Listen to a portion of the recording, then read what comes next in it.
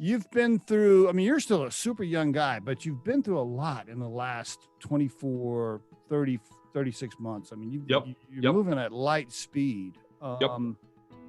Any quick 2 or 3 things you want to tell the aspiring entrepreneur who's still in college with his buddies? They got something going, but they haven't filed for their LLC yet. They haven't really taken any action. But they got an idea or they got a product. Any advice for them? Absolutely. The first is to just go for it. And when I say go for it, I mean lean into it. That idea is already a real company, and go start selling it to people. Go start talking to people left, right, and center. Anybody that'll listen to you about your idea and get some real feedback. Best yet, go talk to potential customers and get some real feedback. They'll educate you real fast on how dumb that idea actually is. And so lean into it. You don't need to go get a patent on the idea. No one's going to steal your idea. Someone else has probably already thought about your idea. Ideas are really important, but they're only important with execution. And so go test that. Go try to work it forward a little bit and see what's actually going on. So just talk to as many people as you can and meet as many people as you can, and see what that idea really looks like. Do not keep it away in your little notebook. Oh my goodness, I reinvented everything. I'm gonna finally solve nuclear fusion or something like that. Chances are you're not, but go get some opinions from other people on what's good and what's bad. And don't be so scared that people are going to steal your idea and start something. That is really good advice. And I've had other entrepreneurs on the Riderflex podcast say the same thing. They're like, listen, just talk to everybody, tell everybody what's going on, get as much feedback as you can. Everybody's like, oh, I got to have them sign an NDA and I got to make sure my shit's protected. I mean, it's like, come on, man, just come on.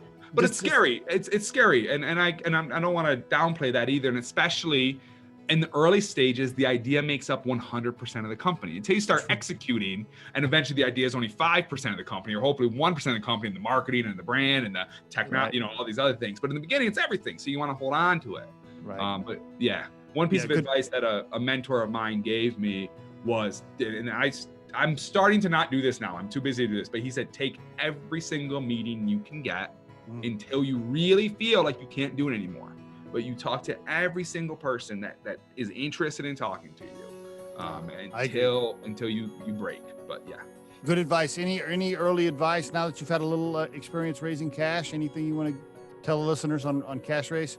Oh, cash raise is super interesting. It's going to be different for every situation. Yeah. So that's really hard, but try to truly step back off of your quote unquote business plan, whatever idea you have on how you're going to go convince someone to give you more money and turn it into even more money. Step back and make sure all the dots actually connect. I've been in a couple of meetings when with my deck, they're going to be like, okay, so you're saying revenue there? Okay, thank you. I just want to make sure. Now let's talk about that thing you said earlier. Oh, look there's something's broken there. Ooh. So, because then they're going to be like, that's all they want is like, have you really thought through all of this? Everybody knows that this is all just a concept and everything has to go well for you to execute on this properly. But if it's like, if you have you say you're going to make revenue over here and you have no indicator of how you build out that particular leg of the business or something, then people are going to be like, what you literally just wrote that down, right? And then you'll be like, yeah.